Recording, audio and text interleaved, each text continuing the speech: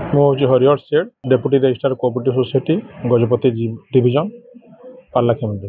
ଆଜି ଆମର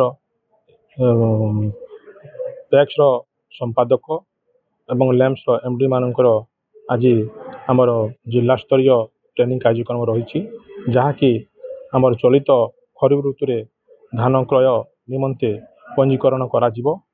ପଞ୍ଜୀକରଣ ଧାନ ଏବଂ ଚାଷୀ ପଞ୍ଜୀକରଣ କାର୍ଯ୍ୟ ଆମର ଆସନ୍ତାକାଲିଠାରୁ 19 ତାରିଖ ଠାରୁ ଆରମ୍ଭ ହୋଇ ଆମର ଅଗଷ୍ଟ ଆମର 17 ତାରିଖ ପର୍ଯ୍ୟନ୍ତ ଏଇଟା ଚାଲୁ ରହିବ। କୋଉ ମାସ 17 ତାରିଖ ପର୍ଯ୍ୟନ୍ତ? ଅଗଷ୍ଟ ମାସ। ଆଉ ଚାଷୀଙ୍କର ରେଜିଷ୍ଟ୍ରେସନ କରିବା ପାଇଁ କ'ଣ କ'ଣ ଡକୁମେଣ୍ଟ ଆବଶ୍ୟକ, ଆଉ ଚାଷୀଙ୍କୁ କ'ଣ ଚାଷୀ ଇନଫର୍ମେସନ ଚାଷୀମାନେ ଯେଉଁମାନେ ଚାଷ କରୁଥିବେ ତାଙ୍କର ଆଧାର କାର୍ଡ଼, ତାଙ୍କର ମୋବାଇଲ ନମ୍ବର, ଯେଉଁ ମୋବାଇଲ ନମ୍ବର କି ଆଧାର କାର୍ଡ଼ ସହିତ ଲିଙ୍କ ଥିବ, ଯେଉଁ ବ୍ୟାଙ୍କ ଆକାଉଣ୍ଟ ତାଙ୍କର ଆଧାର କାର୍ଡ଼ ସହିତ ଲିଙ୍କ ହେଇଥିବ, ସେ ବ୍ୟାଙ୍କ ପାସବୁକ୍ର ସାମ୍ନା କପି, ଲ୍ୟାଣ୍ଡ ରେକର୍ଡ଼, ଜମି ଚାଷ କରୁଥିବ ସେ ଲ୍ୟାଣ୍ଡ ରେକର୍ଡ଼, ଜମି ଜମାର ସଂକ୍ରାନ୍ତୀୟ କାଗଜାତପତ୍ର, ଆଧାର କାର୍ଡ଼ ଏବଂ ତାଙ୍କର ଯଦି ସେ ଭାଗ ଚାଷୀ ହେଇଥିବେ ଭାଗ ଚାଷୀର ସହମତି ପତ୍ର। ଏ ବର୍ଷ ନୂତନ ଭାବରେ EKYC ବେଷ୍ଟ ଆମର ରେଜିଷ୍ଟ୍ରେସନ ହେଉଛି, ଯେଉଁଟାକି ଆଧାର କାର୍ଡ଼, ବ୍ୟାଙ୍କ ଆକାଉଣ୍ଟ ଯେଉଁଟା ଆମର ଅପଡ଼େଟ୍ ହେଇଥିବ ଆଉ ଆଧାର କାର୍ଡ଼ରେ ଲିଙ୍କ ହେଇ କରିଥିବ, ସେଇ ଆକାଉଣ୍ଟକୁ ଚାଷୀର ଧାନ ବିକ୍ରିର ଟଙ୍କା ଯିବ।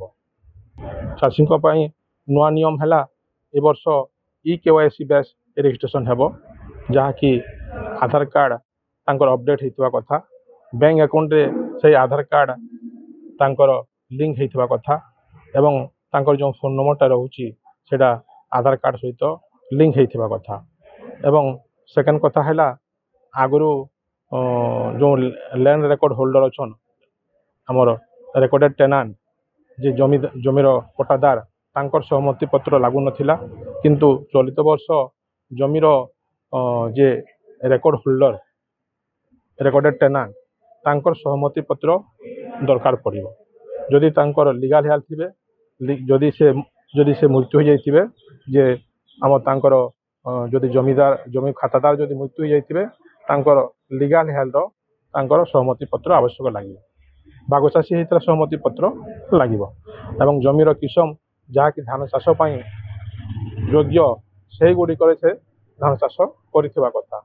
ଆଉ ଯେପରି ରାସ୍ତା, ଖେଲ ପଡ଼ିଆ, ଆବଦ୍ଧ ଯୋଗ୍ୟ ଅନାବାଦୀ, ବନ୍ଧ ପୋଖରୀ, ରେଲ ଲାଇନ୍, ଏସବୁ ଗୁଡ଼ାକ ଯେମିତି ଆମର ରେଷ୍ଟ୍ରିଭୁକ୍ତ ହେବ ନାହିଁ, ସେଥିପାଇଁ ଆମେ ତାଙ୍କୁ ନିର୍ଦ୍ଦେଶ ଦେଉଛୁ।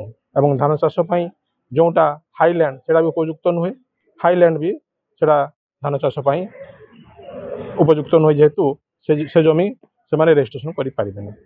ଯଦି ସେ ହାଇଲ୍ୟାଣ୍ଡରେ ରେଜିଷ୍ଟ୍ରେସନ କରିଛନ୍ତି ତାହେଲେ ତାକୁ ଭେରିଫିକେସନ୍ କରି ଚେକ୍ କରି ସେମାନେ ରେଜିଷ୍ଟ୍ରେସନ କରିବେ। ଏବଂ ରେଜିଷ୍ଟ୍ରେସନ ପ୍ରୋସେସଟା ଏବଂ ଏବେ ଏକ ମାସ ପର୍ଯ୍ୟନ୍ତ ଏଇଟା ଚାଲୁ ରହିବ ଟ୍ୟାକ୍ସ ଏବଂ ଲ୍ୟାମ୍ପ ରିଭାରରେ। ଚାଷୀମାନଙ୍କ ରେଜିଷ୍ଟ୍ରେସନ ପରେ ଭେରିଫିକେସନ୍ କରାଯାଉଛି ସେଟେଲାଇଟ୍ ବା ରେଭିନ୍ୟୁ ଡିପାର୍ଟମେଣ୍ଟ ବା ସେ ଚାଷୀଙ୍କ ଲ୍ୟାଣ୍ଡ ଭେରିଫିକେସନ୍ କରାଯାଉଛି। ଏହି କାର୍ଯ୍ୟ ଏବେଠାରୁ ଆରମ୍ଭ ହେବ, କ'ଣ କରାଯିବ, କ'ଣ ଆପଣଙ୍କ ପାଖରେ ତଥ୍ୟ ରହିଛି? ହଁ, ସାଟେଲାଇଟ୍ ସର୍ଭେ କାର୍ଯ୍ୟ ଆମର ଏ ବର୍ଷ ବି ରହିଛି।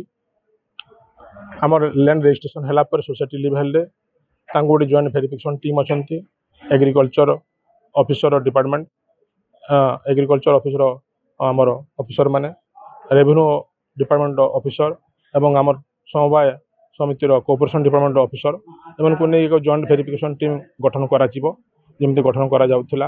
ଏବଂ ତାଙ୍କ ଦ୍ୱାରା ତାଙ୍କୁ ଫିଲ୍ଡ ଭେରିଫିକେସନ୍ କରାଯିବ। ଫିଲ୍ଡ ଭେରିଫିକେସନ୍ କଲା ପରେ ତାକୁ ସୋସାଇଟିରେ ଅପଡ଼େଟ୍ କରାଯିବ। ଅପଡ଼େଟ୍ କଲା ପରେ ଆମର DRCS ଲଗିରେ ତାକୁ ଭ୍ୟାଲିଡେସନ୍ ହେବ। ଭ୍ୟାଲିଡେସନ୍ ହେଲା ପରେ ତାପରେ ତାଙ୍କର ଯେଉଁ ସାଟେଲାଇଟ୍ ସର୍ଭେ ମଧ୍ୟ ତାଙ୍କର ହେବ ପର୍ଯ୍ୟାୟକ୍ରମେ।